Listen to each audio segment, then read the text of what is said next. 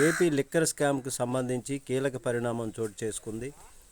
కేసులో కీలకమైనటువంటి ముగ్గురు నిందితులకు సుప్రీంకోర్టులో చొక్కెదురైంది. మరి కేసులో కీలకంగా వ్యవహరించినట్లు ఆరోపణలు ఎదుర్కొంటున్నటువంటి మాజీ సీఎం కార్యాలయ కార్యదర్శి విశ్రాంత ఐఏఎస్ అధికారి కె ధనుంజయ రెడ్డి, మాజీ OSD P Krishnamohan Reddy, Bharathi cements director Balaji గోవిందప్పలకు రెగ్యులర్ బెయిల్ మంజూరు చేసేందుకు సుప్రీంకోర్టు నిరాకరించింది. నాలుగు వారాలు గడువు వీరికి ఇచ్చింది. మరి గత వైసీపీ ప్రభుత్వ హయాంలో మద్యం సేకరణ, బ్రాండ్ల ఎంపిక, లైసెన్సింగ్ విధానంలో భారీ అక్రమాలు జరిగాయనే ఆరోపణలు ఉన్నాయి.